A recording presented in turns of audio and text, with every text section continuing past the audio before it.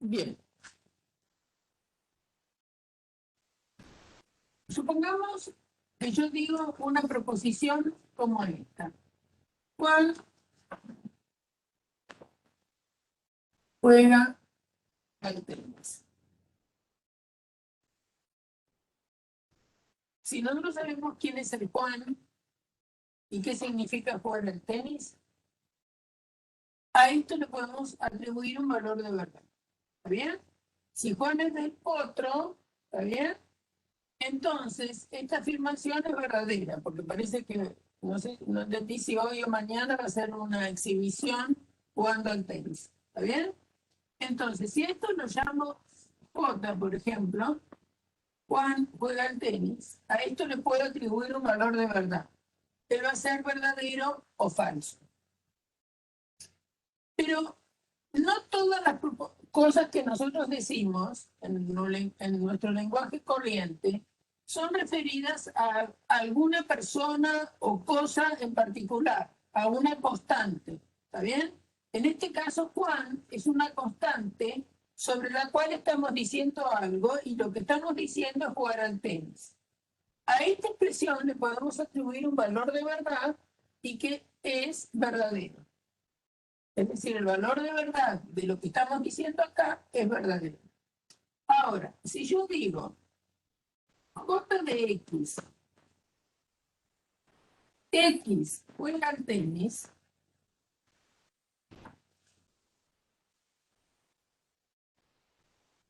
esa expresión está bien formada en el sentido de que, bueno, son palabras que todos entendemos, pero tiene una variable. Esta variable hace que, de acuerdo a lo que pongamos en lugar de la X, esto va a poder resultar verdadero o falso. Entonces, por ejemplo, si yo pongo J de 3 y me queda 3, juegan tenis, y no estoy pensando que 3 es el ranking en que está un determinado jugador de tenis, entonces esto no carece de sentido. Es decir, reemplazar la X por cualquier cosa en una determinada situación como que es esta, que esto se llama esquema proposicional, donde aparece una variable y que sustituir esa variable por algunos valores me va a dar proposiciones. Si yo reemplazo la X por 3 y 3 es el número 3 de 1, 2, 3, esto carece de sentido. Ahora, si yo digo J de María, y entonces me queda María juega al tenis,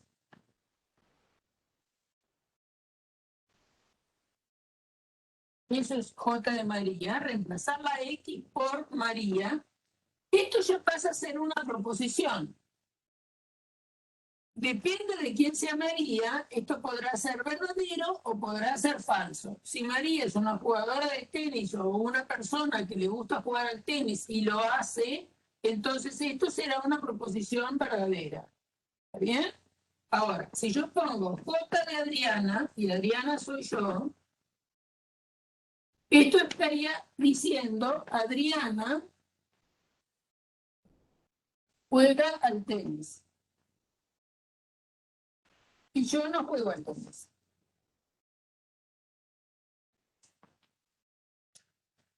¿Bien? Entonces, lo que está afirmando J de Adriana, que es Adriana juega al tenis, es una proposición, pero falsa. Entonces, a partir de un esquema proposicional como este, ¿por qué se llama esquema? Porque es algo que no llega a ser proposición, pero sustituida la X por valores convenientes se transforma en proposición. Esta es una proposición, esta es otra proposición. No importa cuál sea el valor de verdad, lo importante es que me transforme una sustitución conveniente de la variable. ¿Por qué variable? Porque la puedo cambiar, ¿eh? Entonces, sustituyendo la variable en un conjunto adecuado, eso transformará este esquema en proposiciones. ¿Por qué tipo de cosas sustituyo la variable? La variable la sustituyo por lo que se llaman constantes. Es decir, María es un individuo particular. Adriana es un individuo particular. ¿Está bien? Entonces, no sé, J de Peque, ¿no? El chico Sherman. Creo que también a él le dicen Peque. Peque juega al tenis.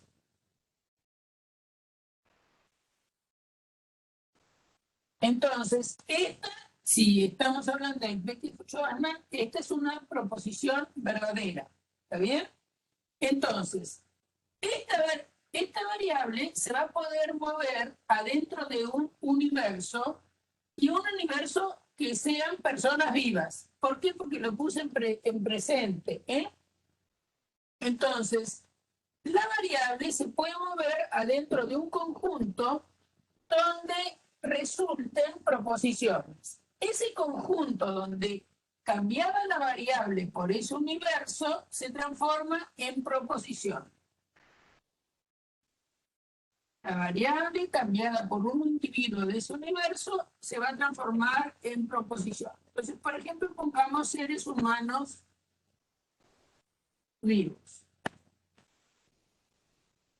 Para algunos seres humanos vivos que nosotros optemos cambiar la X por ese ser humano vivo, esto me va a dar proposiciones verdaderas, como podría ser esta y esta, por ejemplo, o proposición falsa, como es esta, si la Adriana que dice acá soy yo. Ahora, también esto se puede transformar en proposiciones si en lugar de sustituir la variable por constantes, sustituimos la variable por cuantificadores. Entonces, podríamos decir, hay quienes juegan al tenis, o hay quien juega al tenis, o existen quienes juegan al tenis. En realidad, existen quienes juegan al tenis.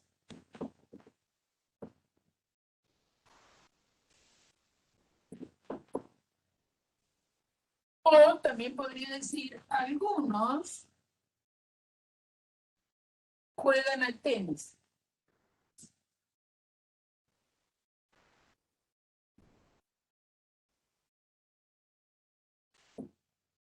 O hay quienes juegan al tenis.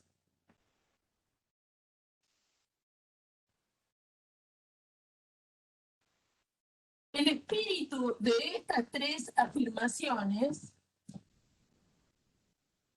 que en lenguaje coloquial son distintas,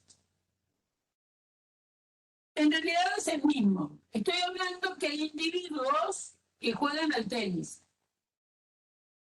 Entonces, cualquiera de estas tres se puede simbolizar utilizando este esquema y usando el cuantificador existencial, porque no dice que todo ser vivo juega al tenis, sino que dice que hay algunos que juegan al tenis. Bien, existen quienes juegan al tenis, algunos juegan al tenis, hay quienes juegan al tenis, entonces eso se simboliza con existe X, J de X, donde el universo en cuestión es el conjunto de seres humanos vivos. He transformado el esquema en una proposición, porque de esto, de que decir, existen quienes juegan al tenis o algunos juegan al tenis o hay quienes juegan al tenis, que el espíritu de las tres afirmaciones es el mismo. Yo estoy pensando que hay individuos vivos que juegan al tenis. No quiere decir que estén jugando en este momento, podría ser, pero el asunto es que sean jugadores de tenis o que en algún momento de algún día de estos jueguen al tenis. Entonces, que son jugadores de tenis. Entonces, fíjense que todo esto, la idea de esto, se puede simbolizar anteponiendo a este esquema un cuantificador. ¿Qué quiere decir cuantificador? Que estoy diciendo cuántos son. De ahí la palabra cuantificador. Estoy cuantificando de alguna forma la cantidad de personas, porque esto es sobre personas, que juegan al tenis. Entonces, ese cuantificador es el existe, o llamado también cuantificador existencial. Entonces existe X, J de X, en realidad lo que está diciendo, hay seres humanos que juegan al tenis. Porque ¿qué es J de X? X juega al tenis. El valor de verdad de esto, obviamente que es verdad. ¿Está bien? El valor de verdad es verdadero. Ahora, si yo dijera, todos juegan al tenis,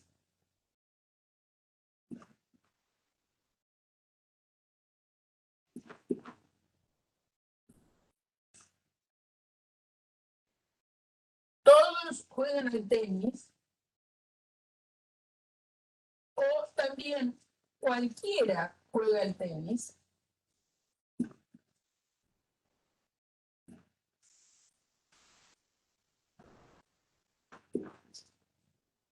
que en el lenguaje coloquial, todos, cualquiera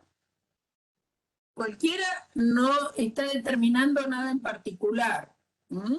Entonces eso permite que esto estaría queriendo decir que cualquiera que sea un ser humano, él juega al tenis.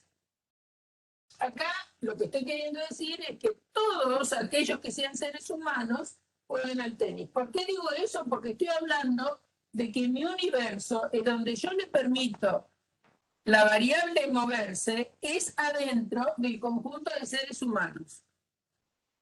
Entonces, todos juegan al tenis, cualquiera juega al tenis, todas estas gnosis, en este caso, es un poco limitado lo que yo veo, porque también podría decir cualquiera sea la persona, ella juega al tenis, sería ampliar esto. Eso se simboliza para todo X, J de X. Acá estoy diciendo que cualquier persona, por el hecho de tal, es un jugador de tenis. Bueno, eso claramente que es falso, ¿no? Algunos no jugamos al tenis. Entonces, esta proposición, como le he cuantificado con un cuantificador para todo, esto se lee para todo X, X juega al tenis, esta resulta que es falsa, porque está claro que hay individuos que no jugamos al tenis. Por lo tanto, para que esto sea verdadero, para que un para todo X y un esquema que venga luego, en este caso es J de X, que dice X juega al tenis, esto resulta verdadero, todos los seres humanos vivos tendrían que jugar al tenis. En cambio, cuando uno dice existe X, J de X, esto va a resultar verdadero si existe alguna persona que sea un ser humano vivo y que juegue al tenis. Es decir, es mucho más liviano en general que una proposición existencial sea verdadera a que una proposición universal sea verdadera. Esta es verdadera y esta es falsa. No sé si es a eso, quería esta persona que preguntó si quería esto de cuantificador universal y Nicolás.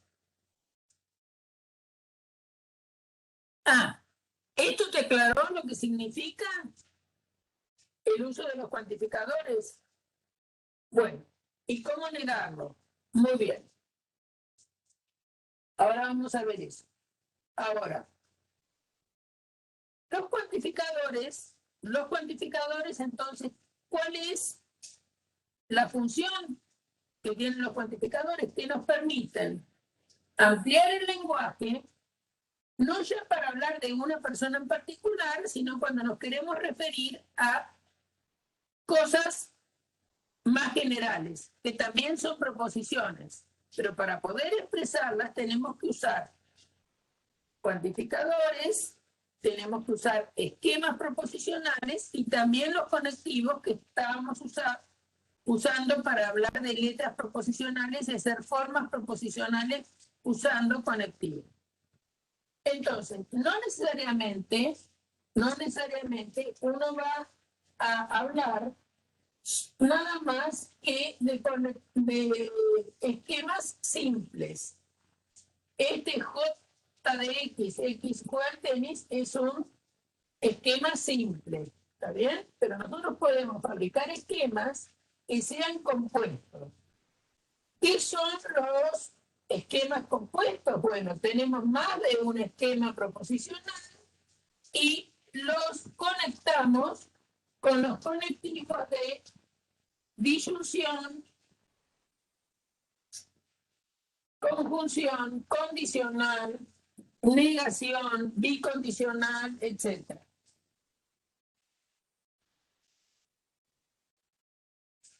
Supongamos que decimos algo así.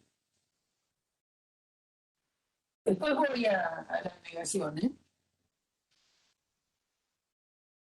Supongamos que podemos decir, hay jugadores de tenis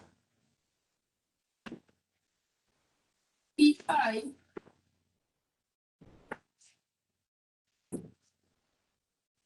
música.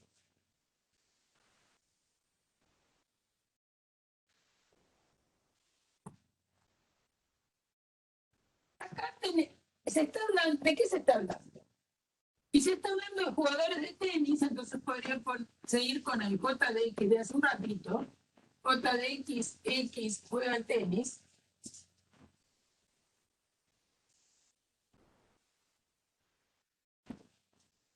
Y también se está hablando de músicos. MDX, X es músico.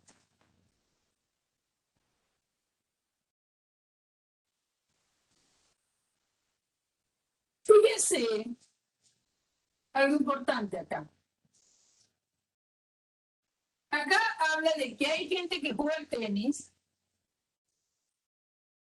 y también y dice que hay gente que es música. Fíjense que hay una conjunción, pero no está significando que la misma persona que juega al tenis también sea música. ¿Entendido eso? Si no, se hubiera dicho otra cosa. Se hubiera dicho, hay jugadores de tenis que son músicos.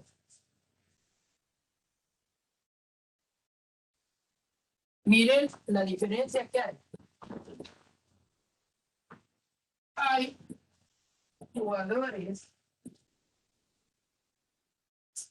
de tenis que son músicos. En esta expresión, lo que estamos diciendo es que hay personas que además de jugar al tenis son músicos. Entonces también tengo los mismos esquemas. Tengo J de X juega al tenis,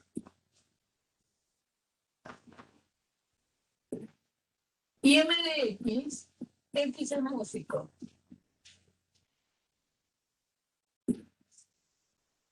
Pero por cómo está dicho esto, cómo está expresada esta proposición, la misma persona que juega al tenis es también música. En cambio acá, fíjense que Lee está separando la idea de que algunos pueden jugar al tenis y hay otros que pueden ser músicos y no había ningún problema que puedan ser los mismos. Pero está separando, fíjense que dice, hay jugadores de tenis y hay músicos. Entonces, esta que está en este pizarrón, la simbolización es esta. Existe X, tal que X juega al tenis, y existe X, tal que X es músico. Y comento lo siguiente. No hay ningún problema en poner la misma variable. Porque el alcance de este cuantificador existe, se terminó acá. Acuérdense que el alcance es hasta donde llega, se cierra el primer paréntesis. Acá tengo un paréntesis que dice que esta variable está ligada por el cuantificador existe. ¿Y hasta dónde va este existe? Abre acá y cierra acá.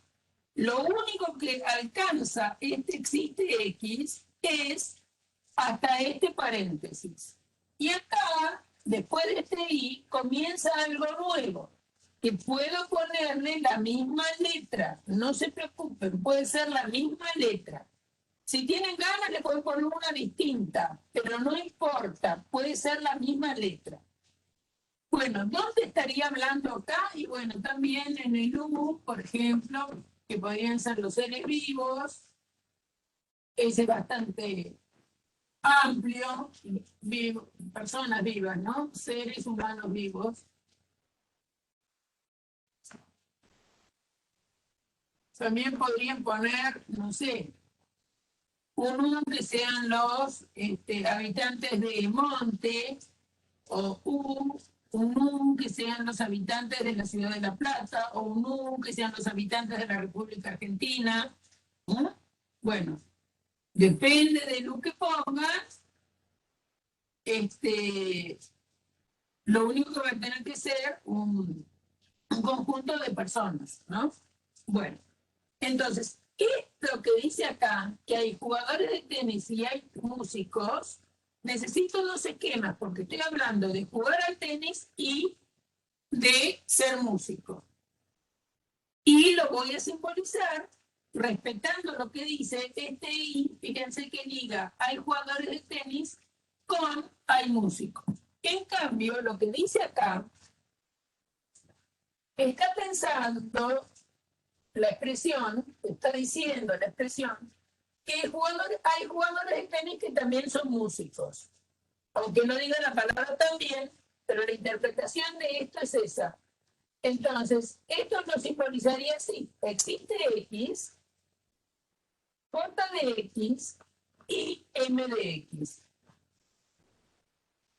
Entonces, esto está diciendo que hay algunos individuos del universo que estoy trabajando que además de jugar al tenis son músicos. Acá cuantifico con un solo cuantificador existencial y el alcance de este cuantificador va desde aquí hasta acá. ¿Entendido?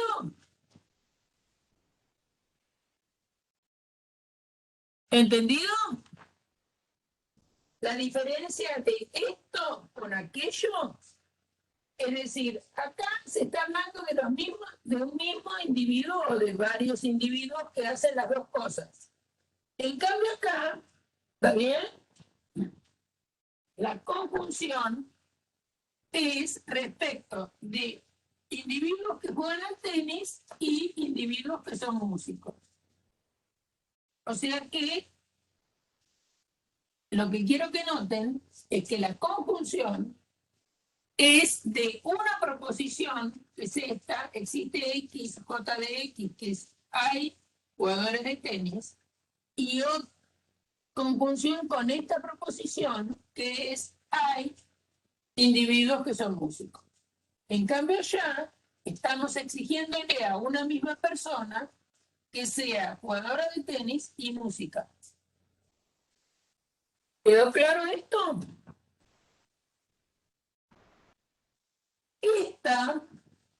Esta proposición que tenemos acá, fíjense que yo he fabricado un esquema que es conjunción de dos esquemas, J de X y M de X. Este es un esquema compuesto, ¿está bien?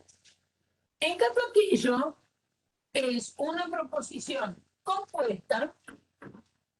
Esto también es una proposición compuesta, porque es la conjunción de esta proposición y de esta proposición. Cada uno de los existe afecta a un solo esquema. ¿Se entiende la diferencia de las dos? ¿Se entiende la diferencia de las dos? Las dos son proposiciones compuestas, pero tienen una gran diferencia. Aquella es la composición, esta de pizarrón negro, es la proposición, conjunción de dos proposiciones. Y esta es una sola proposición, cuyo esquema es conjunción de dos esquemas. Bueno, vamos a mirar algo que pidieron, ¿no?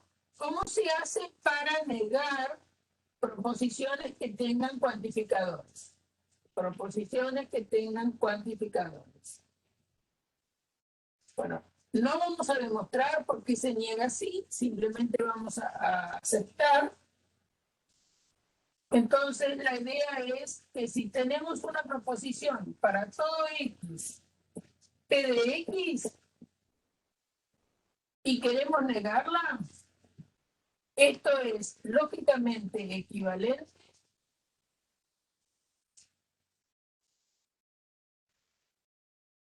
queremos negarla, eso es lógicamente equivalente a existe X, P de X. Donde este P de X podría ser compuesto, perdón, no P de X, donde el P de X podría ser compuesto.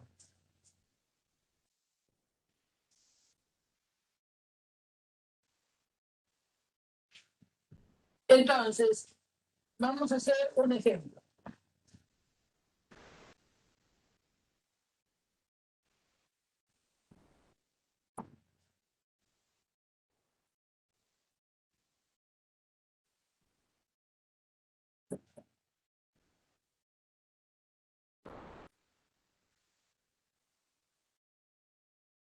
Vamos a empezar con algo sencillo.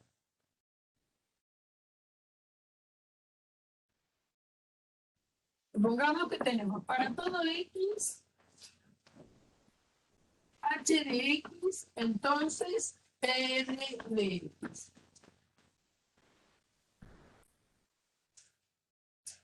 Entonces me piden, bueno, niegue esta proposición.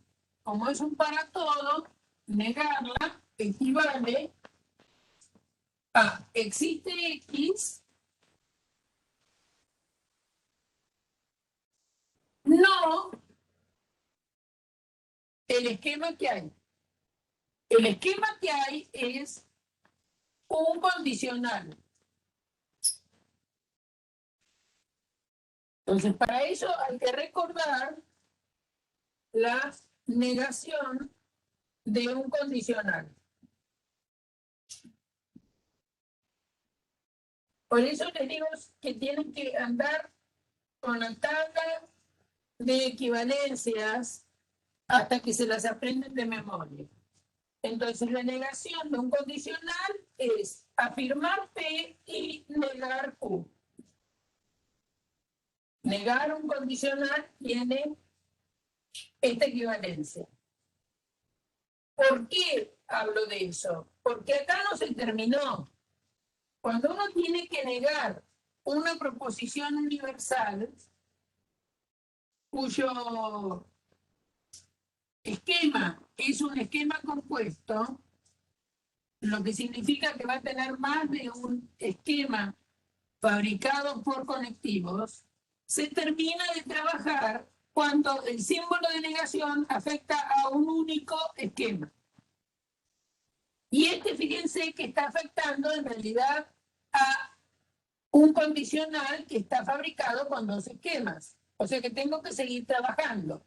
Y para ello voy a usar aquella equivalencia que escribimos allá.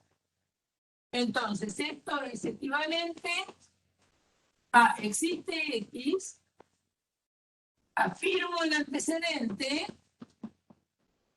y niego el consecuente. Acá se puede poner un paréntesis, pero cuando hay un solo esquema, no es necesario poner el paréntesis.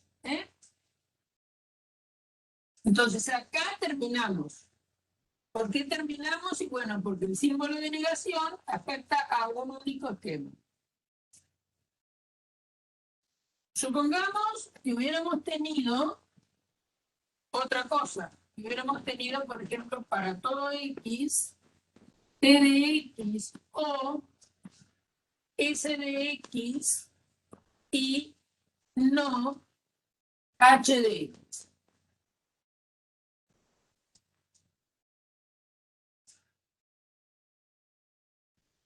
Entonces, nos piden que neguemos esta proposición.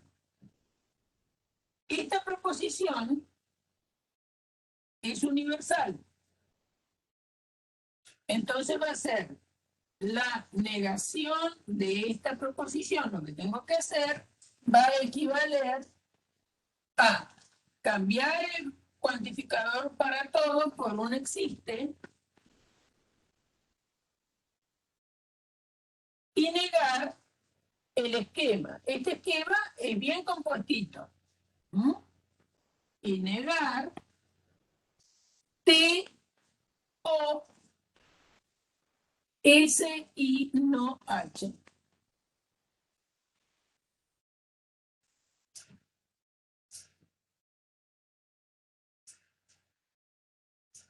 Me falta un par.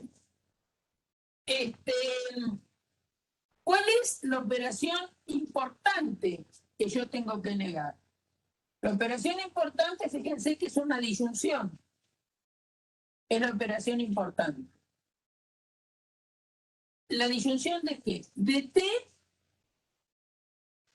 con la conjunción de S y no H. Entonces, para eso vamos a recordar la equivalencia de lo que es negar una disyunción. La negación de P o Q es lógicamente equivalente a no P y no Q. Y ya voy a poner acá, es negar no P. Es equivalente a tener P. ¿Bien? Esta es una de las leyes de De Morgan. Negar una disyunción es la conjunción de las negaciones. Y doble negación es equivalente a no negar nada. Entonces, vamos a seguir trabajando acá, pero lo vamos a trabajar para arriba.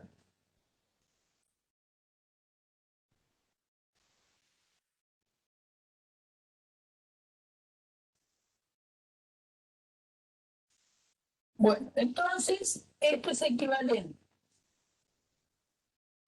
Vamos a seguir acá arriba.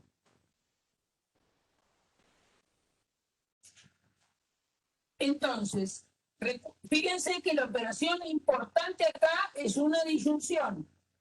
Por lo tanto, la negación de una disyunción por esta ley,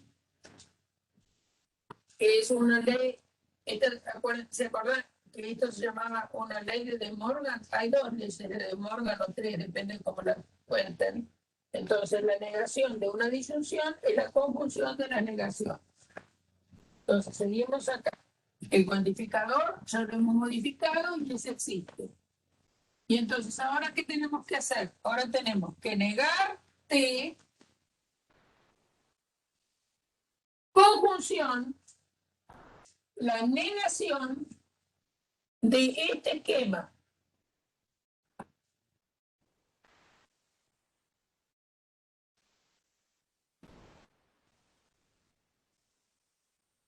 Entonces, acá sale el paréntesis que está afectado por esta negación, me falta cerrar este paréntesis.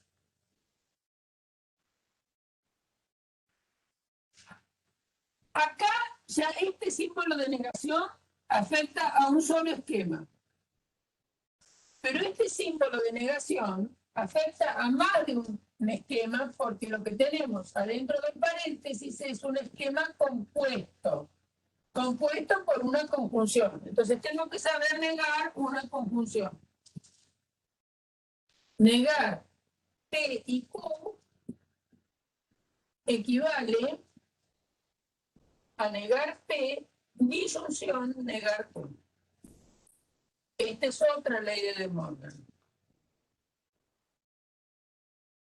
Una es la de negar la disyunción, negar la conjunción. Entonces, ¿qué hacen las leyes de De Morgan? Si tenés que negar una disyunción, es la conjunción de las negaciones. Si tenés que negar una conjunción, es la disyunción de las negaciones. Negar una disyunción es la conjunción de las negaciones. Y la doble negación no hace nada.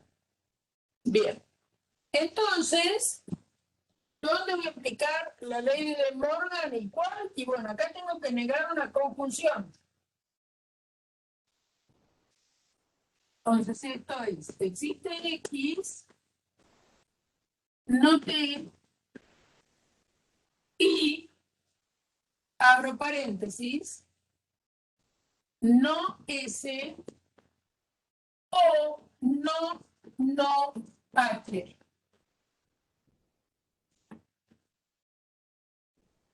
Entonces, a ver, este paréntesis es por este no. Este paréntesis es por esto y me falta cerrar en el cuantificador. Puedo seguir trabajando porque acá tengo dos negaciones.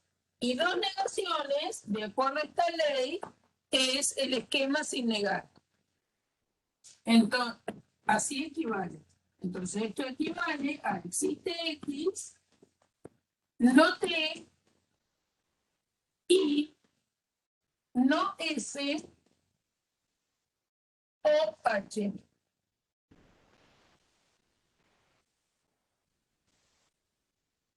Ahí terminamos el trabajito, ¿no? Que era negar esta proposición. Negar esta proposición, entonces, como es una compuesta, ¿está bien? Tenemos que negar adentro. Y negar adentro, tengo que pensar cuál es la operación más importante. La más importante es la disyunción de esta proposición, perdón, de este esquema con este otro esquema. Entonces, niego T rápidamente y escribo la negación de esta. ¿Por qué puse conjunción? Porque estoy negando una disyunción. Entonces, la negación de una disyunción es la conjunción de las negaciones. Esto ya queda así, porque es un símbolo de negación adelante de un esquema. Pero esto hay que seguirlo trabajando. Esto es la negación de una conjunción. Entonces, la negación de una conjunción es la disyunción de las negaciones. La negación adelante del S queda igual. Pero como acá tenemos no H, va a ser H. Y el objetivo, que era negar esto, ya se cumplió aquí. Porque fíjense que los símbolos de negación están adelante de un único esquema. O mejor dicho, hay dos símbolos de negaciones, ¿no? Uno afecta a T y otro afecta a S. Pero lo que quiero decir que cada símbolo de negación que pudiera aparecer está afectando a un único esquema. ¿Se entendió eso?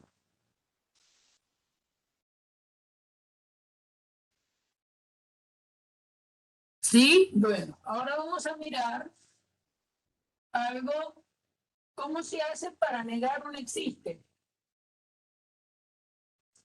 ¿Cómo se hace para negar un existe?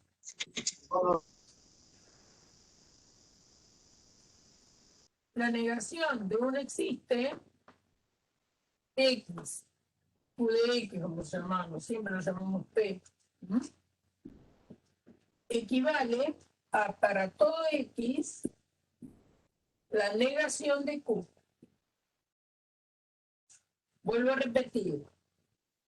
Tampoco Q tiene por qué ser simple, ¿eh? No tiene por qué ser simple. Puede ser compuesto, ¿no?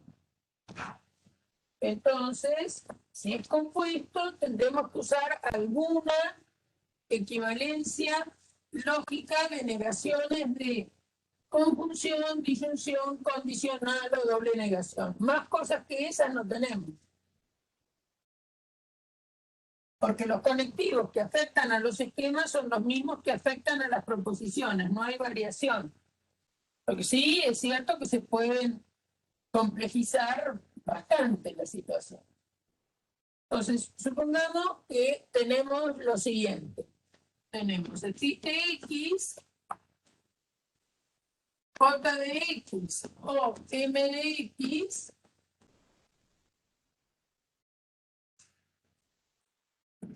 o M de X, entonces, K de X. ¿Está bien? Y me dicen, bueno, nega esto. ¿Cuál es la operación importante adentro de lo que está cuantificado? Es una disyunción. Una disyunción de un esquema J y el otro esquema es un condicional. Entonces, negar equivale a cambiar el conectivo existe por un para todo y negar el esquema.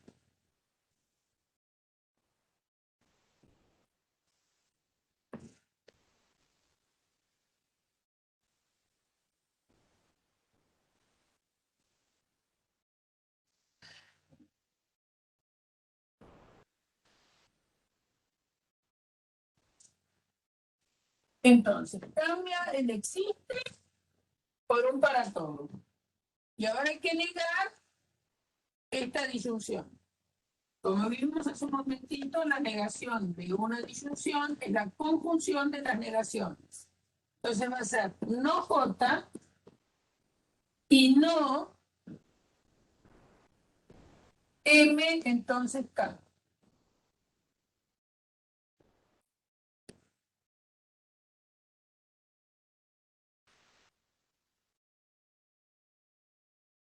En que voy a escribir un poco más claro porque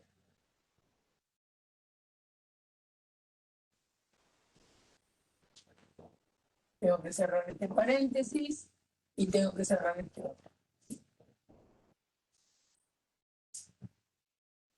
¿Por qué cambió este O por un I? Porque la negación de una disyunción es la conjunción de las negaciones. Bueno, sigamos trabajando un poco más. Entonces, para todo X, no J de X, ¿y cómo es la negación de un condicional? Acuérdense, afirmo el antecedente y niego el consecuente.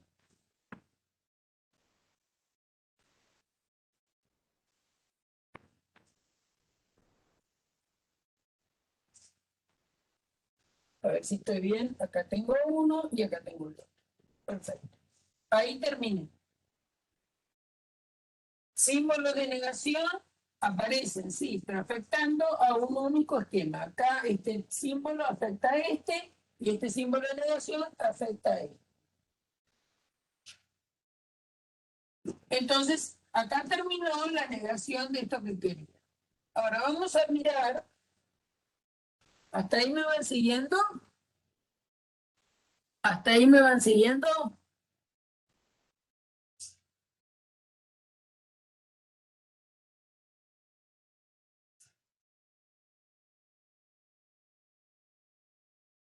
Ahora voy. Supongamos que tenemos algo así.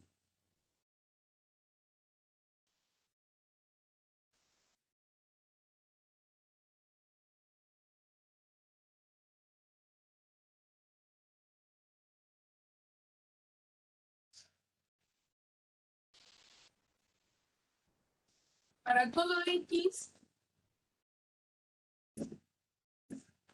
T de X, y existe Y, para que H de X, entonces M de X y.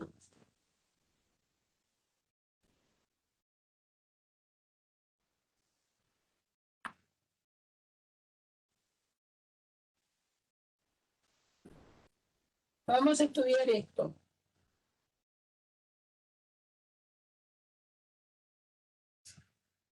Esto es una proposición universal respecto de X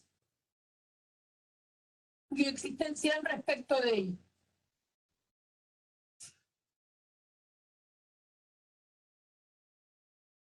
Si ustedes no consideran el cuantificador existe, perdón, el cuantificador para todo, les quedaría así.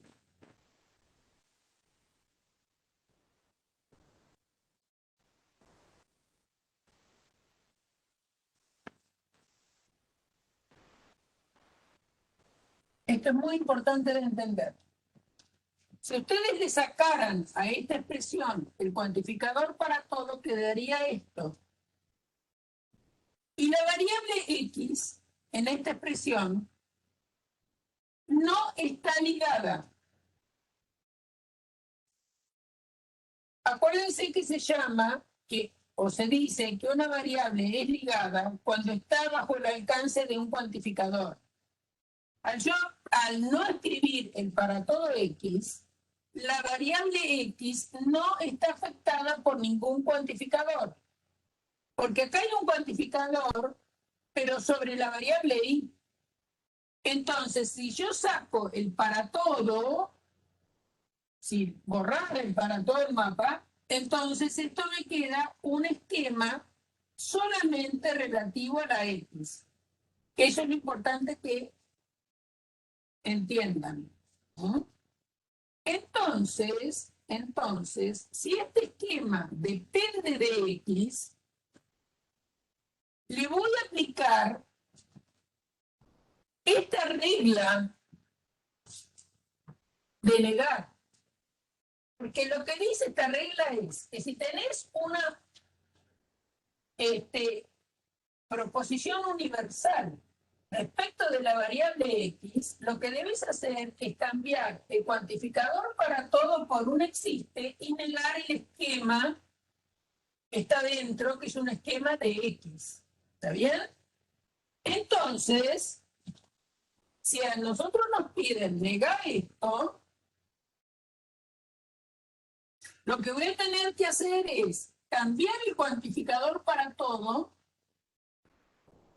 por el existe y negar lo que hay adentro.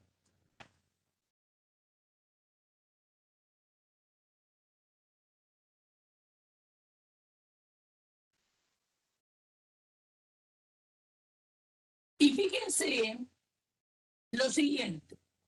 Claramente que T de X es un esquema en X. Y si ustedes piensan en existe Y, H de X, entonces M de X y, los piensan por separado.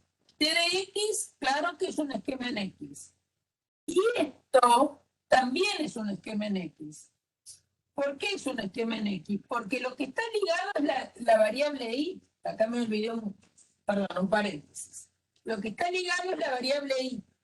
La variable x que aparece en h de x y en m de x y no está ligada. Por lo tanto, todo esto es un esquema en x. Y esto obviamente que nadie se va a confundir que es un esquema en x.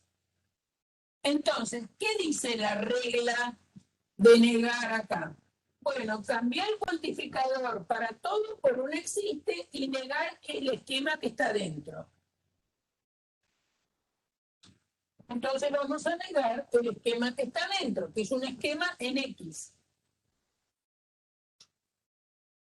Eso significa entonces que voy a tener que escribir existe X y esto es la negación de una conjunción. Entonces es la negación de T, disyunción, la negación de lo que existe, lo que sigue, que es existe Y, H de X, entonces M de X Y. Si no me olvido, si no, hay un paréntesis. Entonces ahora sigo trabajando. Sigo trabajando y esto está ligado respecto de I. Y entonces tengo que cambiar el cuantificador existe I, porque esto que se dice para X da lo mismo que el nombre que le metas a la variable es indistinto. Negar un esquema, perdón, negar una proposición existencial es cambiar el cuantificador y negar lo que está dentro. ¿Está bien? Entonces, ahí seguimos trabajando de la misma manera. Entonces nos va a quedar, existe X, no T, o la negación del existe Y es para todo y niego lo de adentro. Y lo de adentro es H de X, entonces M de XY. Falta un paréntesis, casi seguro. Acá cierro, acá falta uno y acá falta otro. ¿Bien? Ahora tengo que negar un condicional. Ya lo hemos hecho varias veces. Negar un condicional es afirmar el antecedente y negar el consecuente. Entonces esto va a quedar. Existe X, no T de X, o para todo y la negación de este condicional es H de X y no M de XY. Entonces, este cuantificador se cierra acá y tengo que cerrarle el último. Y ahí terminó la negación de esta proposición.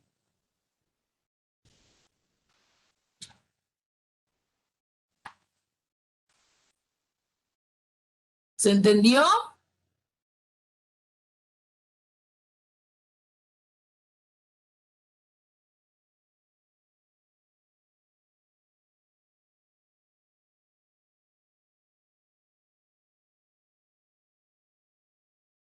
¿Por qué decís que P de X es un cuantificador? No. A ver quién es que está hablando acá.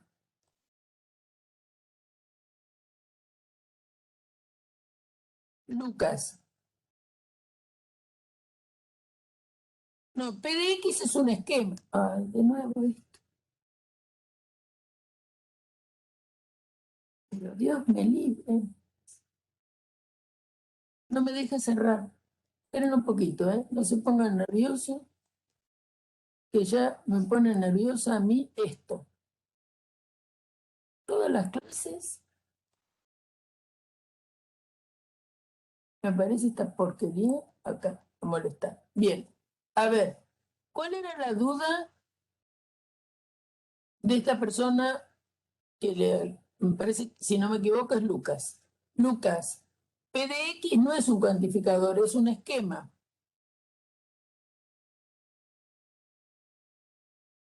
¿Por qué me decías ahí que era un cuantificador?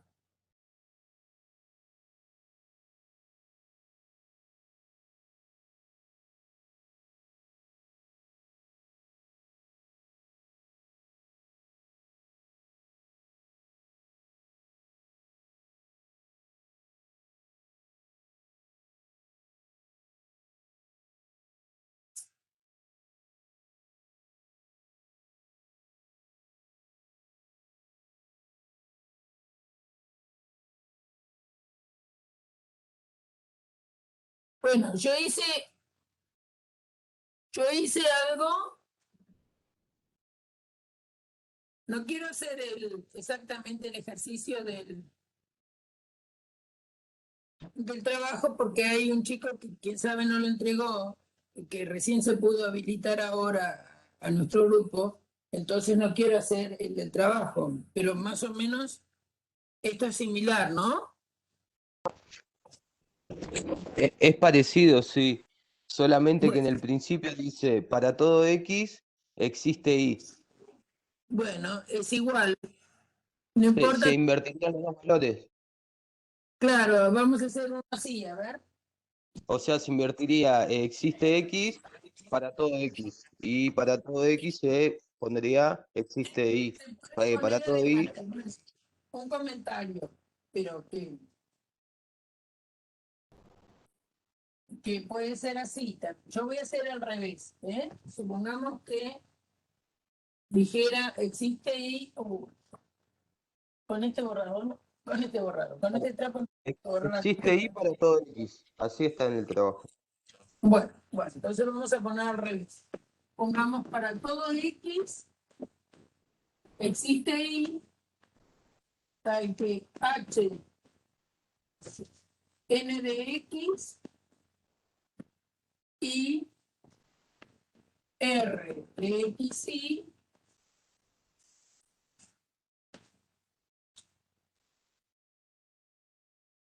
entonces H de X y. Cualquier cosa. Estoy poniendo cualquier cosa, ¿eh? Entonces, la misma situación.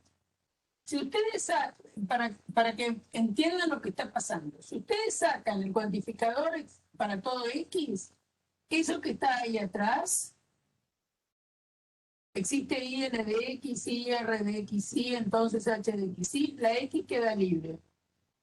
Por lo tanto, es un esquema en X.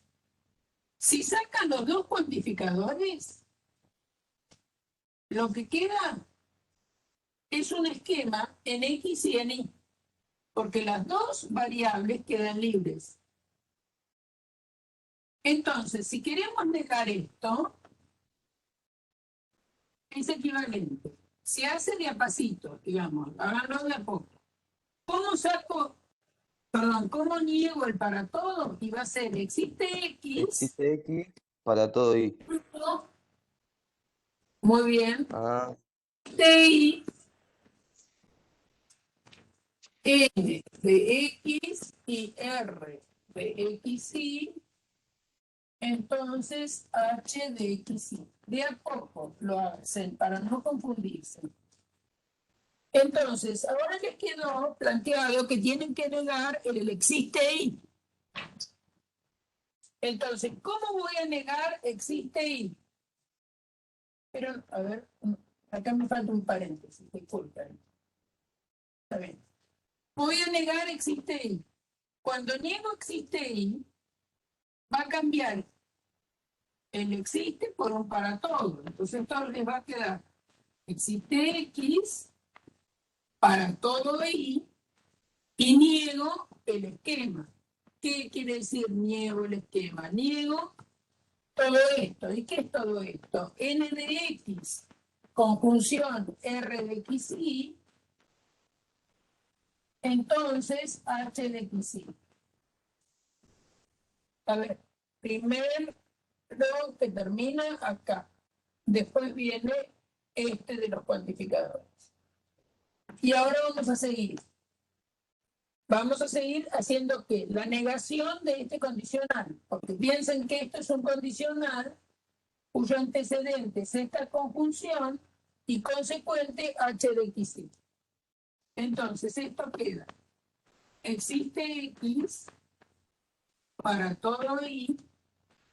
Bueno, ya hemos negado varias veces condicionales, ¿no? Es la afirmación del antecedente, que es todo esto, n de x y r de x y, conjunción, la negación del consecuente, que es h de x y.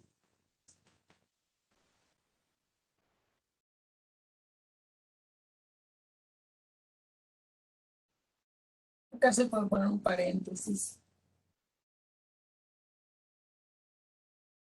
Y ahí termina el trabajito. Entonces, ¿cuál es el resultado de la situación? Fíjense que el para todo cambió por un existe. Y el existe cambió por un para todo. ¿Mm? Y después, bueno, hemos tenido que negar un condicional, que era la operación grande. ¿Y cómo se niega un condicional? Se afirma el antecedente, este es nuestro antecedente, y este es el consecuente. Acá creo que me falta un paréntesis. Tengo que negar este condicional y la operación que tiene este condicional como antecedente es una conjunción. La conjunción queda como está y niego el consecuente.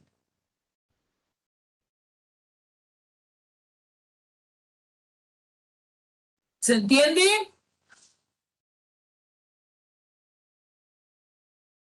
¿Se entiende? Sí, sí, perfecto. Es muy parecido al del trabajo. Bueno, es parecido. No lo puse igual para que ustedes tengan que trabajar, ¿no? Sobre todo hubo uno o dos chicos que no habían podido entregar. Bien. A ver, ¿dónde tendrá un trapo? Ensucié todos los trapos con pizza. Ahora no sé cómo va a quedar estando limpio. Bueno, de cuantificadores, entonces, ¿algo más o vamos a complemento que quería alguno de los compañeros? Algún chico al principio había pedido complemento. ¿Quedó completo esto con cuantificadores y negación de cuantificadores? ¿Para todos quedó claro?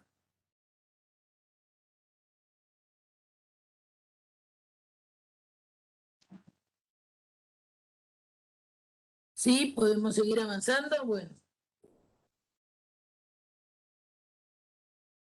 Entonces, dentro de los conjuntos, dentro de la teoría de conjuntos,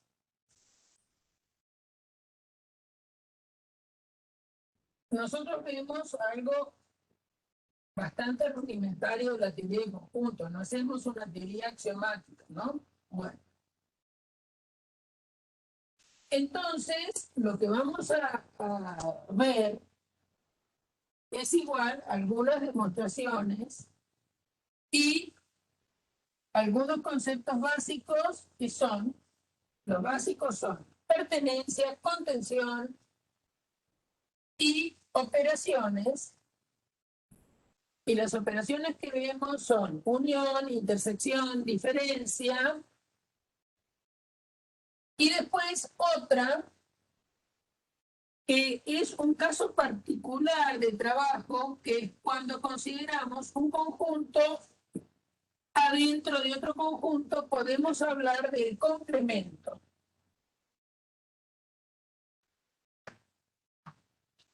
Entonces, vamos a recordar qué quiere decir que A esté contenido en B. A y B son conjuntos. La relación de contención se puede dar adentro de, relacionando conjuntos.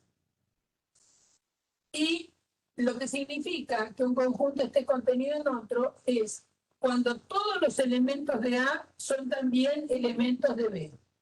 Eso, escrito simbólicamente, quiere decir para todo X, si X pertenece a A, entonces X pertenece a B.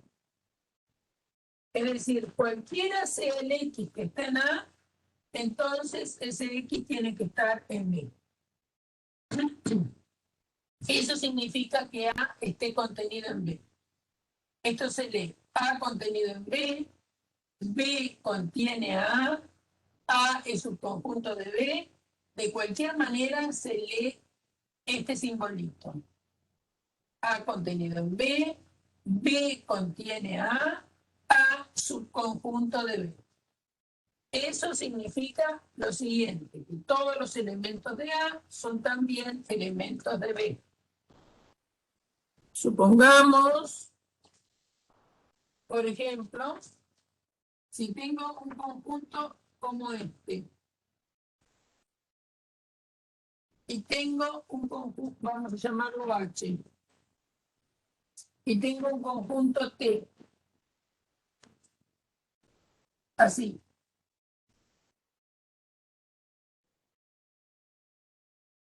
¿Hay alguna relación de contención en estos conjuntos?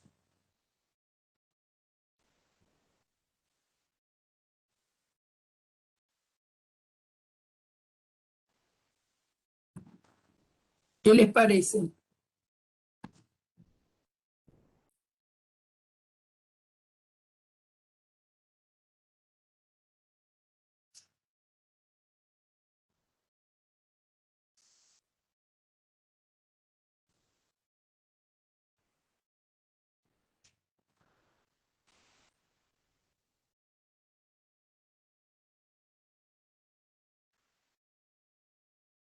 ¿Están todos?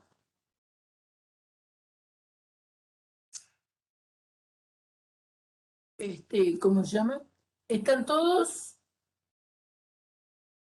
de acuerdo con Facundo o con Nicolás?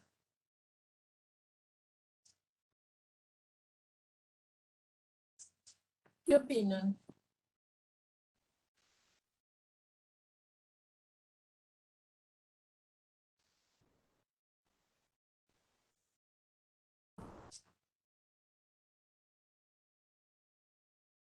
¿Por qué, Aldo? ¿Cómo que H está vacío?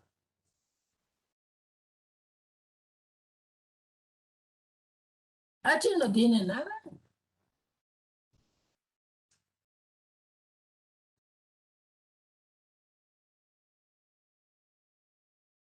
¿Cuáles son los elementos que aparecen en la lista de H?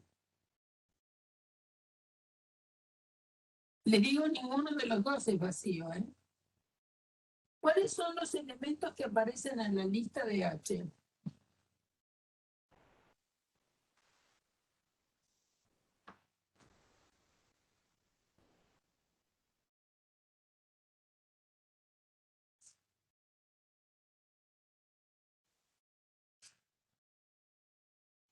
¿Cuál es el que aparece en H como elemento?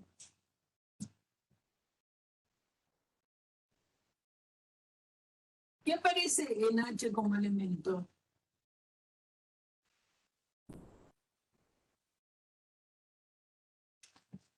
Bien, el conjunto unitario A pertenece a H.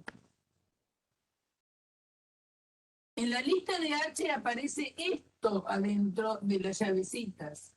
Por lo tanto, lo que tenemos es que el conjunto unitario A pertenece a H. ¿Quiénes pertenecen a T? ¿Adentro de T hay algo? ¿Adentro de T hay algo?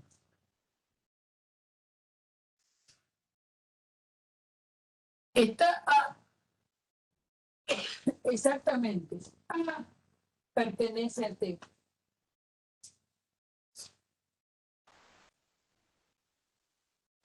¿Algo más pertenece a T? Nada más. ¿Y algo más pertenece a H? Nada más. Ahora, fíjense que si T es el unitario A, un conjunto que tiene un solo elemento se llama unitario. Tanto H como T son conjuntos unitarios. H y T son conjuntos unitarios.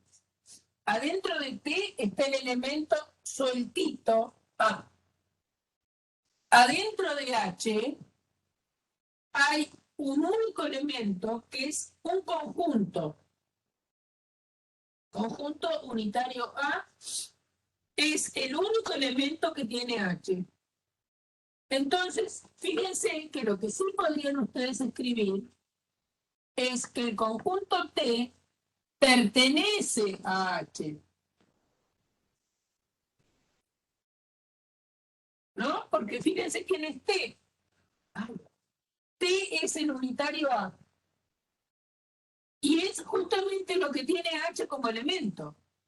Entonces, T pertenece a H. Pero T no está contenido en H. Porque para que T esté contenido en H, tendría que pasar que todos los elementos de T sean también elementos de H.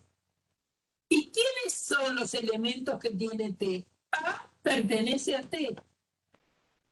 Pero A no pertenece a H. Porque lo único que tiene H como elemento es el conjunto unitario A. Entonces, cuidado con pertenencia y contención. Yo puse a propósito un ejemplo que siempre les trae problemas, ¿eh? Puse un ejemplo que en general trae problemas. Entonces, el conjunto H tiene un único elemento que es el conjunto unitario A. Lo que yo puedo decir nombrando a cada uno de los elementos de H es nada más que este elemento que es el único elemento que tiene H. Y en T, el único elemento que hay es el A. Ahora, si miramos cómo está definido T, sí lo que podemos decir es que T pertenece a H. Pero no está contenido, porque los elementos que tienen T son el A suelto, y el A suelto no está en H. Lo que está en H es el conjunto unitario A. ¿Quedó claro? Sí, claro, hay que tener cuidado con las llaves, ¿viste? No perderlas.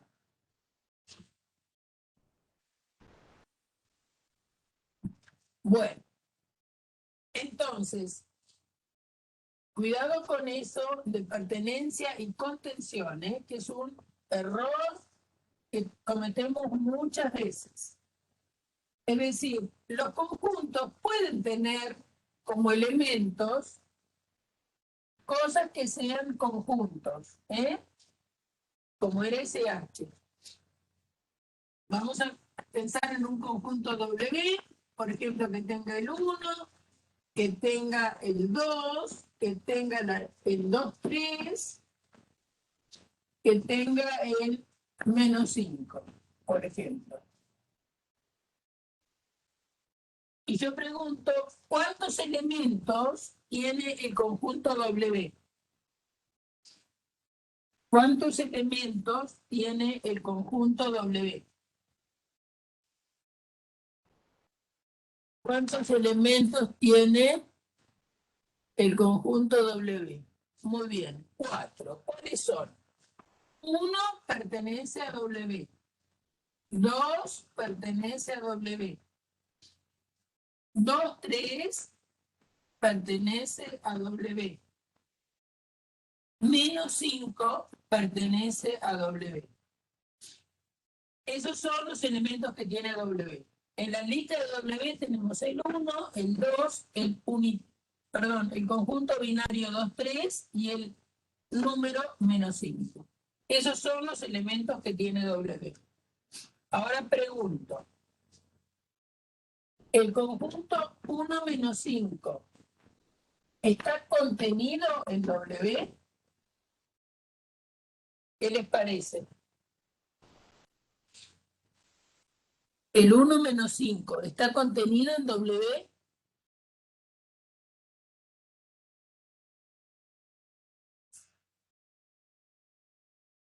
¿Por qué el 1 menos 5 no está contenido en W?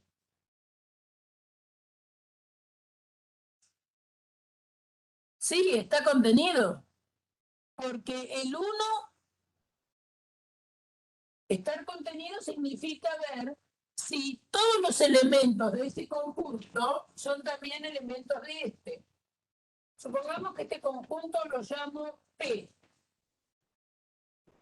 ¿Quiénes son los elementos de P? Y el 1 pertenece a P y el -5 pertenece a P. Cada uno de estos elementos que están en P, ¿están en W? ¿Están en W? El 1 lo encuentro en la lista de W y sí, me lo dijeron hoy. El 1 pertenece a W. El -5 que está en P, ¿está en W? Sí. Por lo tanto, cada uno de los elementos de P, que son estos dos, también lo encuentro en la lista de W. Por lo tanto, efectivamente, P está contenido en W. ¿Convencidos ahora? Ahora vamos a considerar otro conjunto. Por ejemplo, M, formado por 1, 2, 3. ¿Está contenido en W?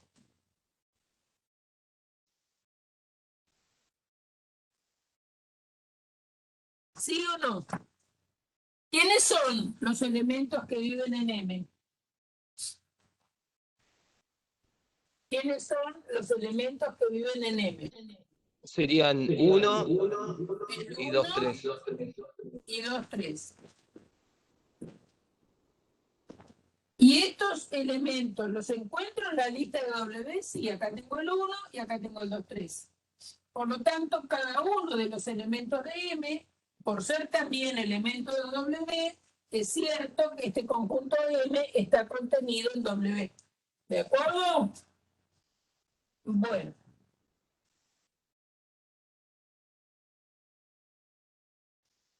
Pregunto, 2, 3, ¿está contenido en W?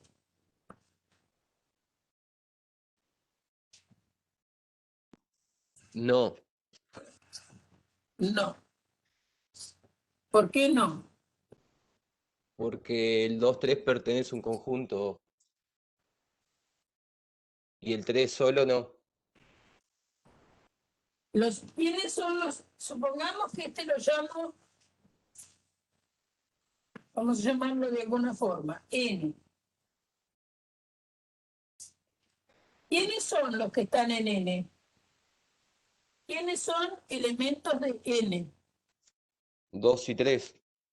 2 pertenece a N y 3 pertenece a N. Muy bien.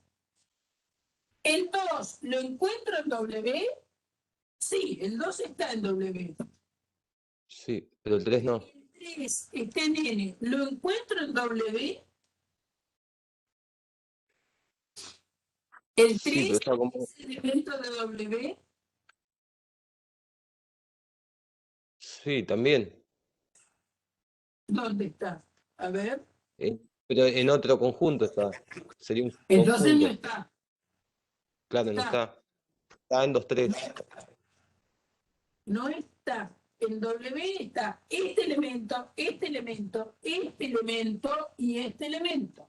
El 3 suelto no está. Entonces, 3 está en N, pero 3 no pertenece a W. Por lo cual, entonces, este conjunto no está contenido en W. Porque hay un elemento que está en N y no está en W. Entonces, el conjunto 2, 3 no está contenido en W. 2, 3 es elemento de W, pero no contenido. ¿De acuerdo? ¿De acuerdo con eso? Bien.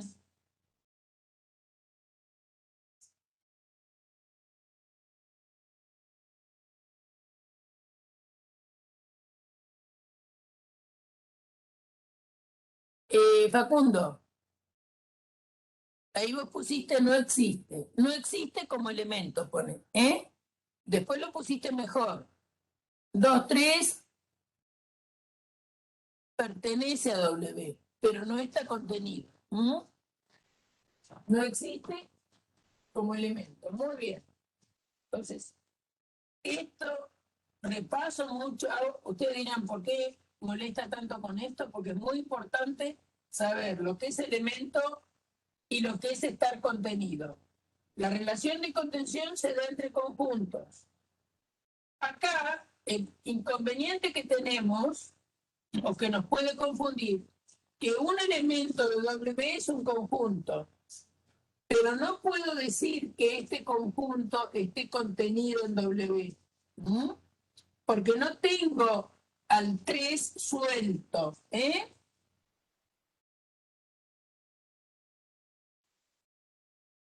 Fíjense que si tuviéramos un conjunto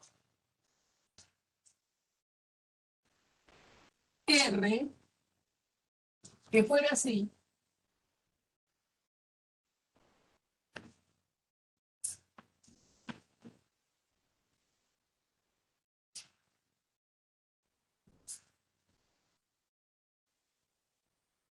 cambié de conjunto, o sea que las cosas van a ser muy distintas, ¿eh?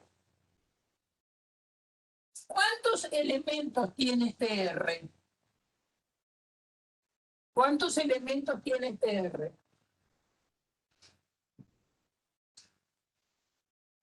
Tiene 1, 2, 3, 4, 5. Muy bien. Es decir, 1 pertenece a R, 2 pertenece a R, 2, 3 pertenece a R, 3 pertenece a R, menos 18 pertenece a R. Esos son los elementos de R.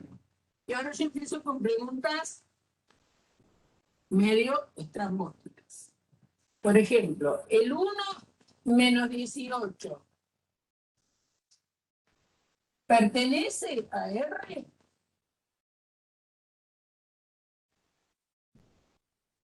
¿Qué les parece? ¿El 1 menos 18 pertenece?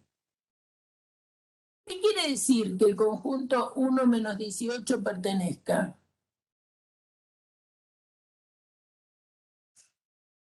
Fíjense si lo encuentran al conjunto 1 menos 18 como elemento.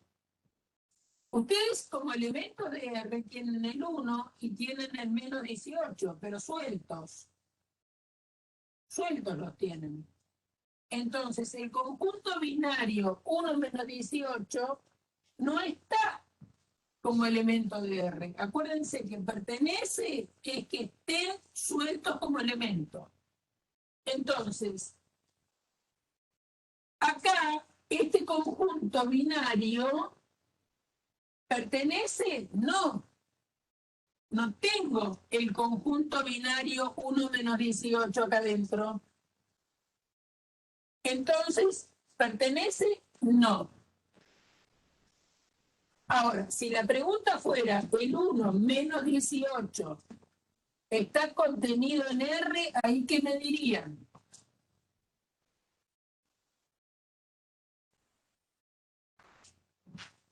¿Qué pasaría en ese caso?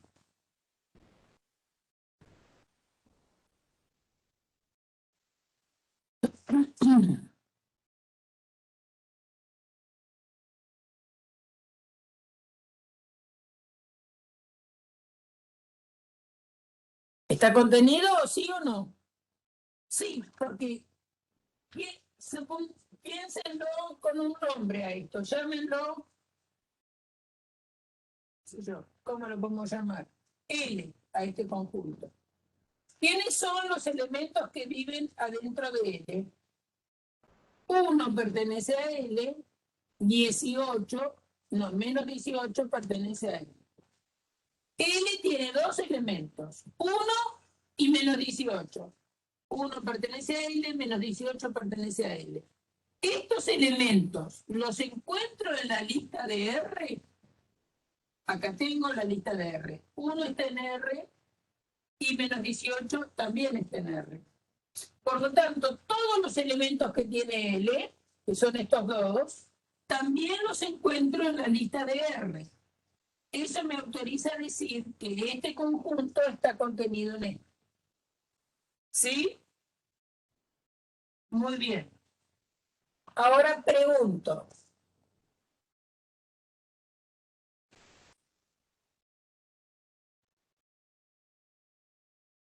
El conjunto 2, 3, ¿está contenido en R?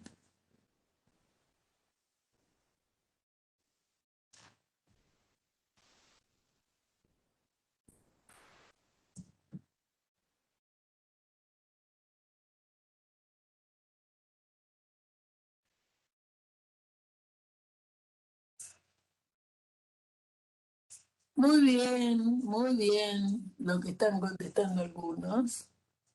¿Sí? Pertenece y está contenido. Muy bien. ¿Por qué? Porque supongamos que este se llama, qué sé yo qué nombre, vamos a ponerle Q. ¿eh? Entonces, ¿quiénes son los que son elementos de Q? Y el 2 está en Q. El 3 está en Q. Encuentro al 2 adentro de R y sí, acá lo tengo. Por este 2, el 2 está tanto en Q como en R.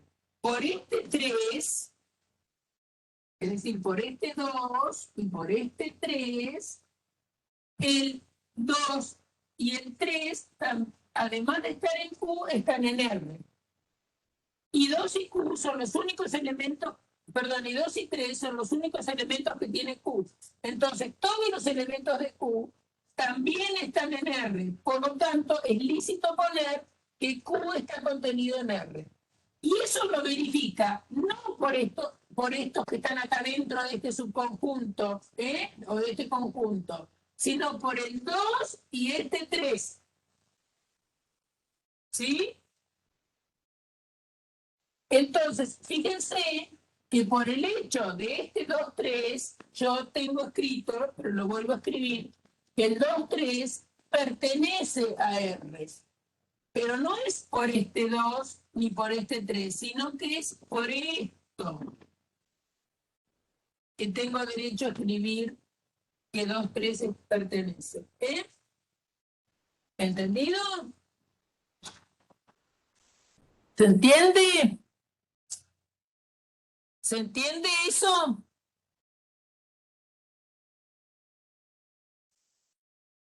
¿Sí? ¿Todos están entendiendo esto? La diferencia de pertenencia y contención.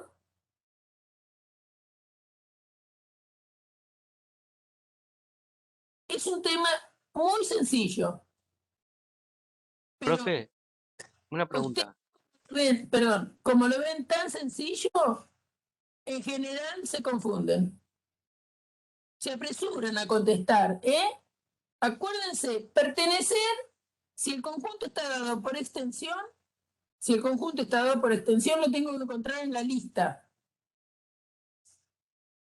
Sí, se mezclan las cosas, se les mezclan las cosas, sí, por eso lo estoy haciendo.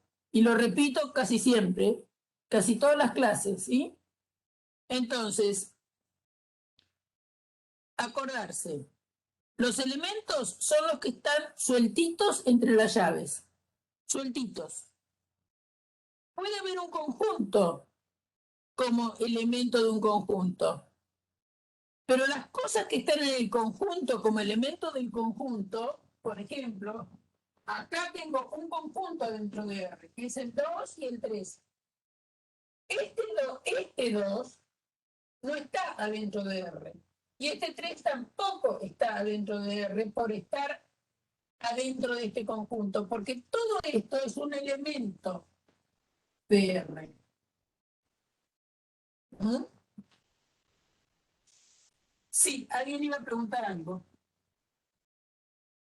No, yo, profe. Ahí Sí, en el conjunto R, que dice R igual, digamos, el conjunto sí, R, en donde dice 2, 3, Eso se puede escribir también como, ponele que le pongamos A mayúscula a ese conjunto, 2, 3. Sí, ¿Puede aparecer una A mayúscula ahí adentro o no? No se puede poner así. se puede poner, sí, sí, sí.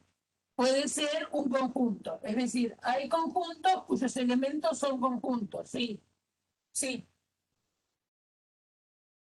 Ah, bueno, listo, joya. No era esa pregunta que tenía, esa duda. Sí, sí, sí.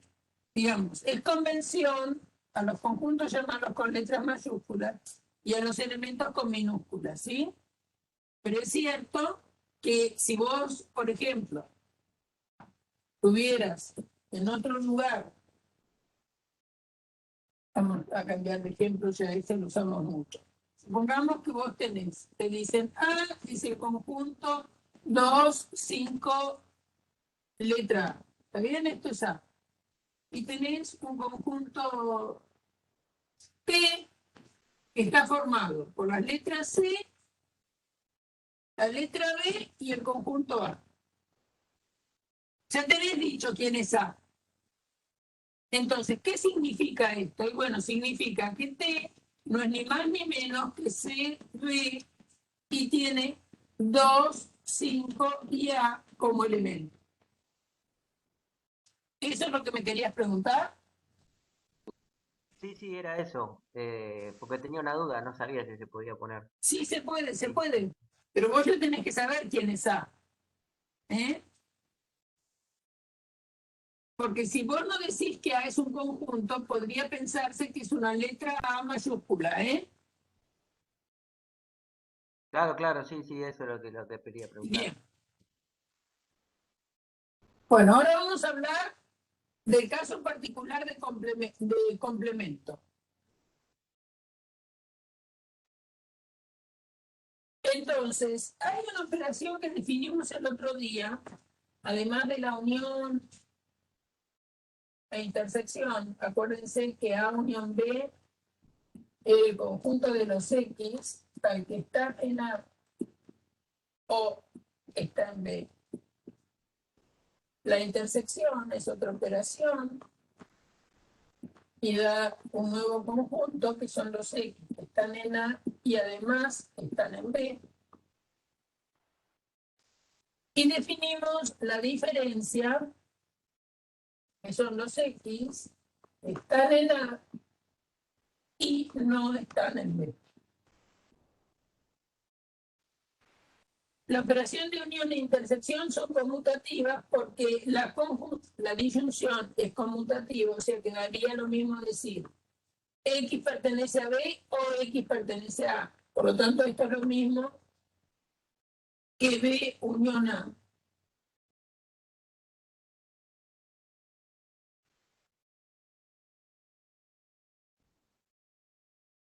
Y la intersección está definida como una conjunción, como X pertenece a y X pertenece a B, equivale a decir X pertenece a B y X pertenece a, entonces la intersección resulta que es conmutativa. En cambio, la diferencia de conjuntos no es conmutativa. Ya estuvimos mirando la clase pasada algunas propiedades de estas operaciones. La diferencia la puedo definir siempre. La diferencia la puedo hacer siempre.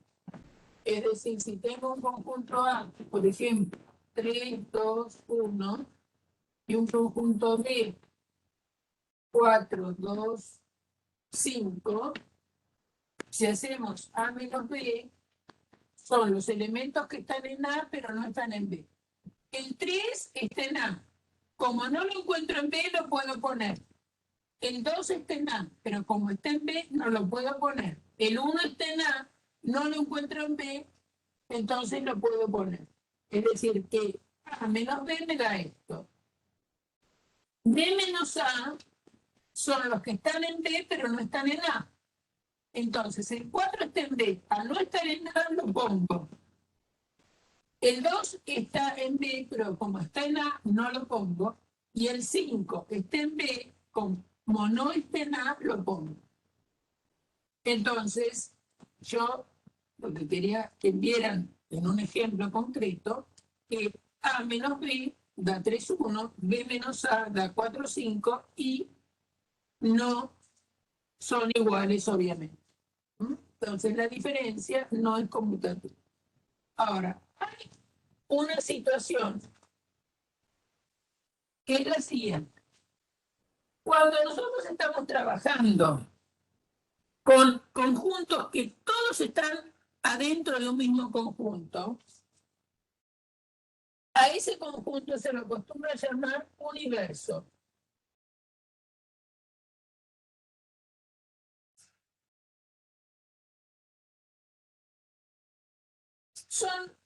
¿Qué es el universo? Es el conjunto que tiene otros conjuntos adentro.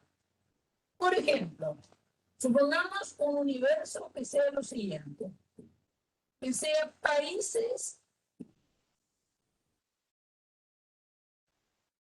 de Europa.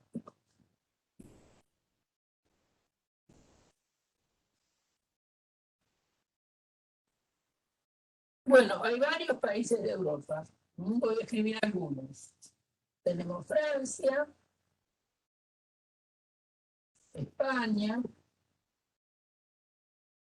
Italia, Inglaterra, Alemania. Bueno, no voy a escribir todos. ¿Está bien? Esto sigue, ¿no? Es finito, pero igual no los voy a escribir a todos. Bien. Una parte de Rusia, etc. Entonces, países de Europa podría ser mi universo. Entonces, ¿qué son todos los países que están en Europa? Y bueno, justamente los países que están en Europa. Ese es el universo en cuestión. Ahora, adentro de los países de Europa hay conjuntos, ¿no es cierto? Podría yo pensar el conjunto de países de Europa que están a la izquierda de un determinado lugar, ¿está bien? O de una determinada, por arriba de una latitud, por abajo de una latitud, es decir, yo podría definir algunos países de Europa, ¿no? Entonces supongamos que pienso en los países que están en la península ibérica, ¿está bien? Entonces, ¿quiénes van a estar? Y bueno, ahí pondríamos España y Portugal.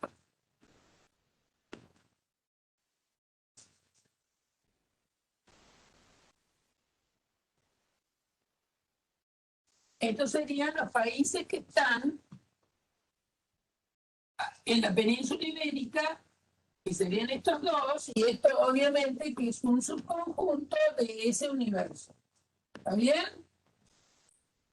Podríamos pensar, por ejemplo, los países tales que sus costas dan al Mediterráneo. ¿Está bien? Bueno, entonces ahí pues, tendríamos más, ¿no es cierto? Tendríamos España, un pedacito de Portugal, no da. Francia, Mónaco, Italia, y ahí seguiríamos Grecia, San Marino, etc. Es decir, yo puedo conseguir adentro de Europa para determinar por alguna propiedad, obviamente, algunos países que estén en Europa. Y ese va a ser mi universo. Perdón, ese conjunto va a estar contenido en mi universo, eso quise decir. Bien, entonces, por determinadas características que yo le ponga a los países que están en Europa, ¿está bien? Yo podría fabricar subconjuntos de países que están en Europa. ¿Está bien? Todos ellos son subconjuntos de este universo que son los países de Europa. Un comentario. Piensen que si yo ahora digo Las capitales de los países que están en Europa, ¿están en este universo?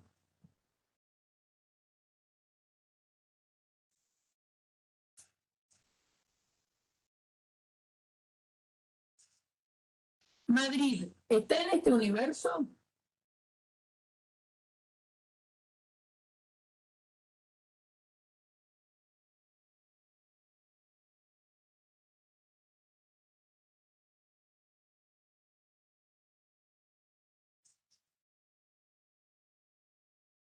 Madrid, ¿está en este universo? ¿Madrid qué es?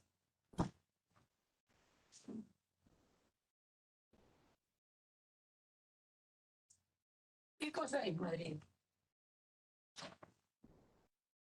¿Qué cosa es Madrid, chicos?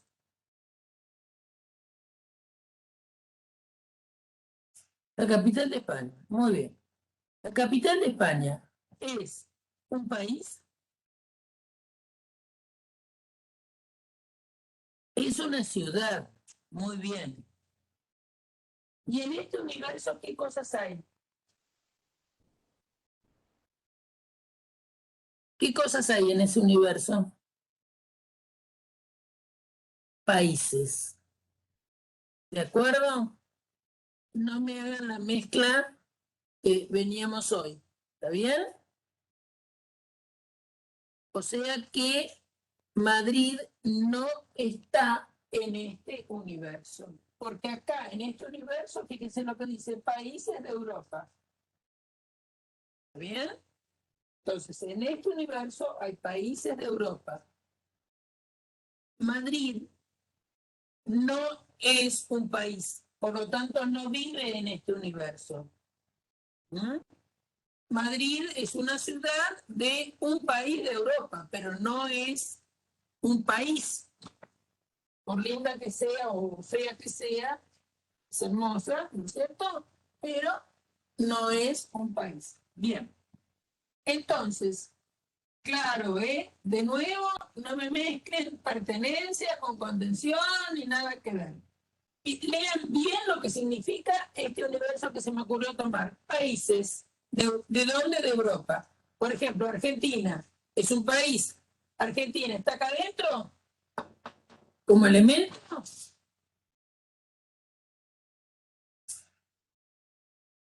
No, ¿por qué? Es país, pero ¿dónde está? ¿Está en Europa, Argentina?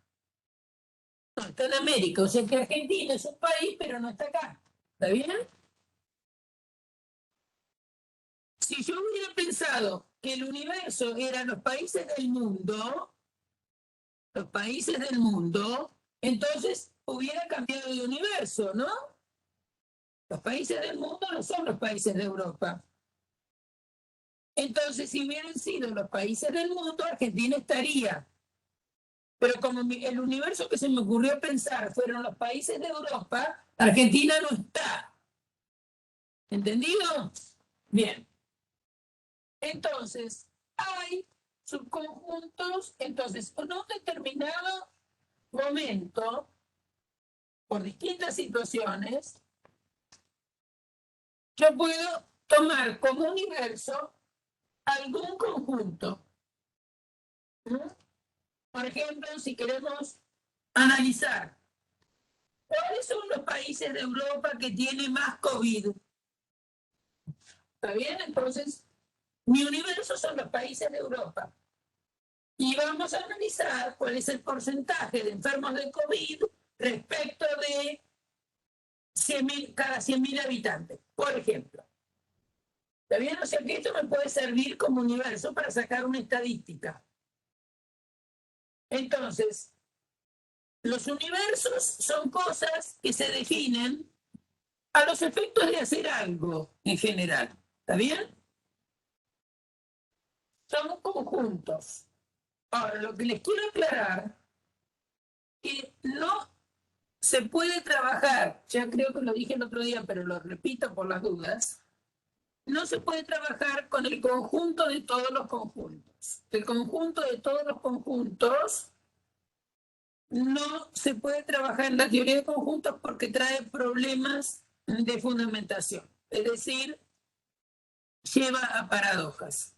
Entonces, el conjunto de todos los conjuntos no se puede trabajar. Entonces, el universo es un conjunto que tiene, en general, bastantes cosas. En general puede tener muchas cosas. Y va a ser apropiado para distintos momentos o distintos estudios. Entonces, yo podría tener como universo los países de Europa y bueno, y puedo tener subconjuntos. Ahora, a partir de un conjunto que vive en este universo, supongamos que este es A, que está contenido en U, a mí se me puede ocurrir pensar en el siguiente conjunto. ¿Cuáles son los X tales que X pertenece a U y X no pertenece a U? Es decir, ¿quiénes son los países de Europa que no son ni España ni Portugal? A eso se lo llama el complemento de A respecto de U. Es decir, son los, en este caso, como mi uso son los países de Europa, me puede interesar saber cuáles son los países de Europa que no son ni España ni Portugal, porque no pueden pertenecer a A. Si no pertenecen a A y A está España y Portugal, es lo mismo que decir que son los países de Europa que no son ni España ni Portugal. Eso se define como el complemento. Está clarísimo que si ustedes a todos los países que no son ni España ni Portugal, que eso se llama el complemento de A respecto de U, lo unen con A, eso le va a dar todos los países de Europa. Y además, el complemento de A respecto de U, intersección A, les va a dar vacío. Porque fíjense cómo se define el complemento. Son los elementos que están en U pero no están en A. Y la intersección, ¿se acuerdan? La intersección de dos conjuntos son los elementos que están en este conjunto y también en este. La intersección es el nuevo conjunto fabricado como con los elementos que están acá y además en este. Y no puede haber ningún elemento que esté simultáneamente en estos dos conjuntos. En cambio, la unión, ¿qué es? Y bueno, para estar en la unión hay que estar en alguno de los dos. Estar en A o estar en el complemento. Es decir, estar en U y no estar en A es estar en el complemento. Y si no, estar en A. Entonces, todo eso me va a dar la unión. Me va a dar, perdón, el universo. Bueno. Esto es la manera de definir universo y complemento, digamos. Puedo tener un universo, que es un conjunto cualquiera. Ahora vamos a generalizar esta idea. Y tengo A adentro del universo. Y entonces tiene que ser así para que yo pueda hablar de lo que voy a definir como el complemento de A respecto de U. Va a ser aquellos X que están en U y no están en A. Eso es el complemento. Bueno, vamos a hacer algún ejemplo más corto de lo que hicimos acá. Bien, con letritas y numeritos para que podamos calcular. Entonces, supongamos que nuestro universo fuera, por ejemplo, las letras A, B, C, D y E. Eso fuera mi universo. Y A tiene que estar contenido ahí. Entonces, por ejemplo, que sea CD. Entonces, ¿qué nos da el complemento de A? El complemento de A es lo que está en el universo, pero no está en A.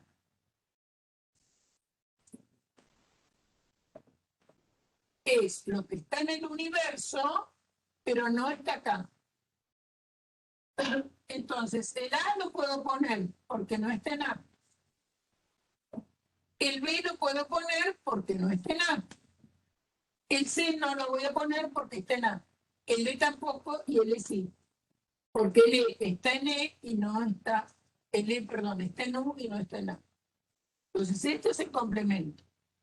Se dan cuenta que si hacen la intersección de estos dos conjuntos da vacío.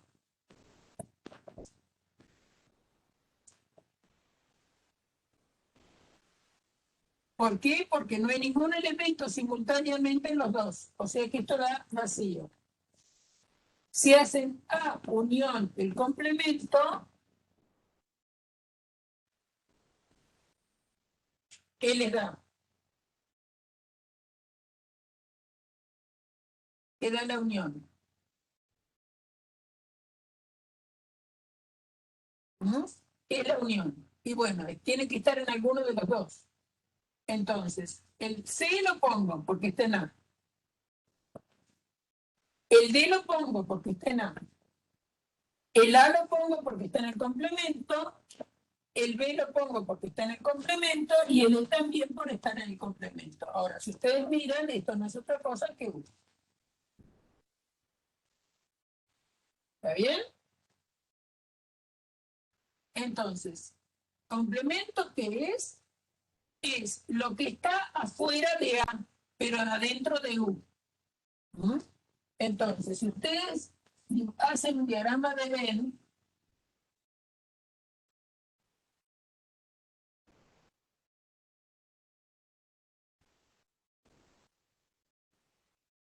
este sería el dibujito de U. Y A es D. Eso es A. Entonces, lo que queda afuera de A es esto. Y eso es el complemento de A. Es lo que está afuera. ¿Por qué se llama complemento? Y bueno, porque entre los dos fabrican el universo. Entre el complemento y el A se fabrica el universo. ¿Mm? Es el complemento. Es de ahí el nombre, ¿no? Uno lo podría pensar así. Es lo que le falta A para llegar a ser el total. ¿Bien? Es lo que le falta A para llegar a ser el total. ¿Entendido? Ahora, ¿por qué yo me empeño en escribir complemento de A respecto de U? Porque está claro, ¿no? Para todos tiene que estar, ¿no? Que un conjunto puede estar adentro de varios conjuntos. ¿Bien? Este conjunto A es cierto que está dentro de este U, pero también ese conjunto A está dentro, por ejemplo, de este otro.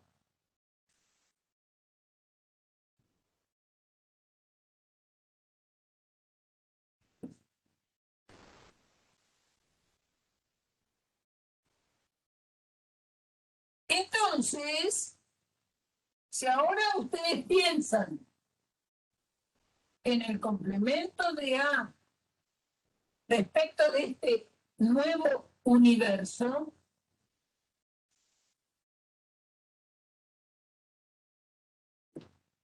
complemento de A respecto de este universo que vamos a llamarlo U1,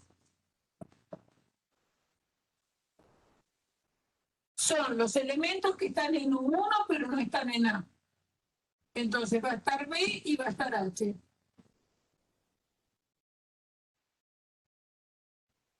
Si hacen la unión su complemento,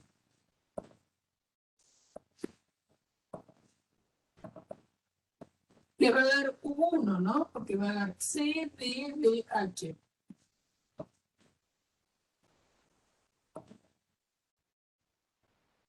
Y si hacen la intersección,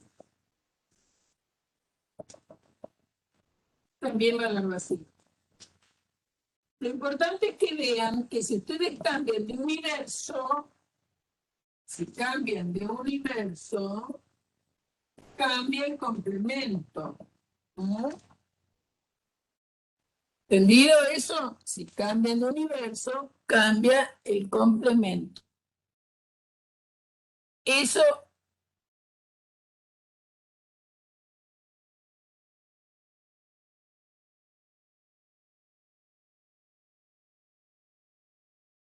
si al universo le restás A, te da el complemento.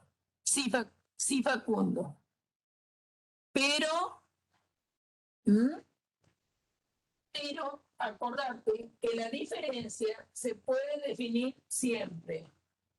La diferencia es una operación que está siempre definida. No es necesario que el B esté contenido en A para que vos puedas hacer la diferencia. La diferencia es una operación siempre definida.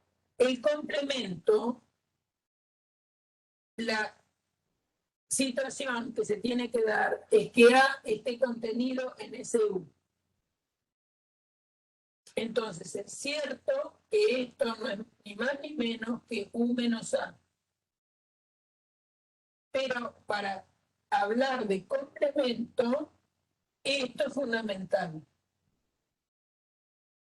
En cambio, para hablar de diferencia entre los conjuntos, entre dos conjuntos cualesquiera, no tiene por qué haber una subordinación de un conjunto y otro, ¿eh?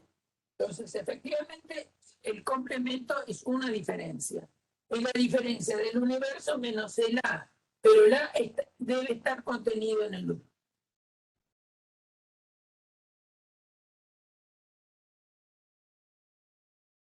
Entonces, ¿por qué uno hace tanto hincapié, o yo hago tanto hincapié en escribir complemento de A respecto de U? ¿Por qué? Por esto. Porque fíjense que con respecto al ejemplo anterior, este conjunto puede pensarse adentro de muchos universos, ¿no? Este es uno, había otro que hemos escrito antes, y cuando ustedes toman complemento respecto de ese universo, obviamente que el complemento cambia. Si en determinado momento se sabe con qué universo estamos trabajando, entonces, en lugar de escribir complemento de respecto de U, muchas veces se adopta a escribir así. Y eso se entiende como A complemento. ¿Cuándo? Cuando el universo se sobreentiende.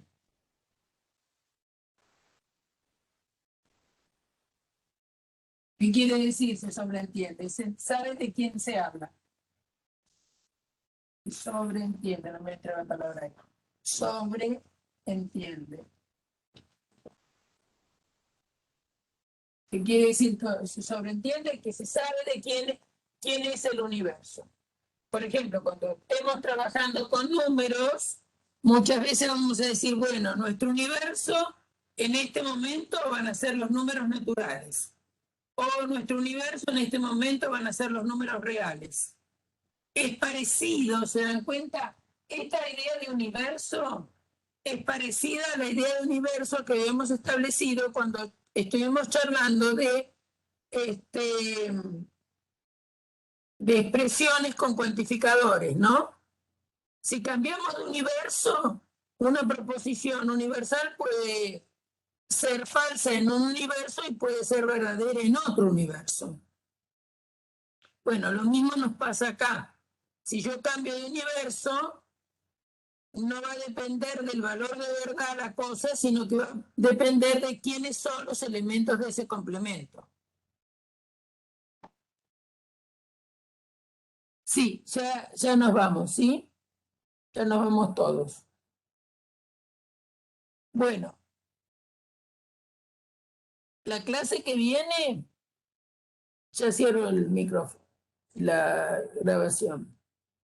¿Tienen alguna otra consulta antes de